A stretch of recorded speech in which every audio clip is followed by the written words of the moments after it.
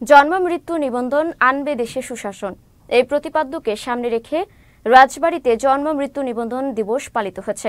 এই উপলক্ষে সকালে জেলা প্রশাসনের আয়োজনে রাজবাড়ী জেলা প্রশাসকের কার্যালয়ের সামনে থেকে একটি বর্ণাঢ্য র্যালি বের করা হয়। পরে জেলা প্রশাসকের কার্যালয় সম্মেলন কক্ষে আলোচনা সভা অনুষ্ঠিত হয়।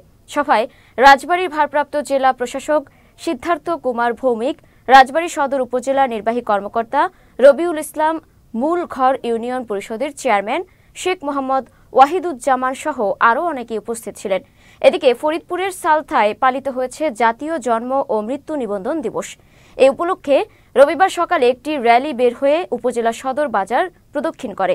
পরে উপজেলা হলরুমে উপজেলা নির্বাহী কর্মকর্তা মোহাম্মদ আনিসুর রহমান বালির সভাপতিত্বে সভায় সালতা থানার ভারপ্রাপ্ত কর্মকর্তা মোহাম্মদ আতাউর রহমান, উপজেলা মাধ্যমিক শিক্ষা অফিসার বিনয় কুমার চাখি ও বিভিন্ন দফতরের কর্মকর্তা, ইউপি চেয়ারম্যান সহ ইউপি সচিবরা বক্তব্য রাখেন।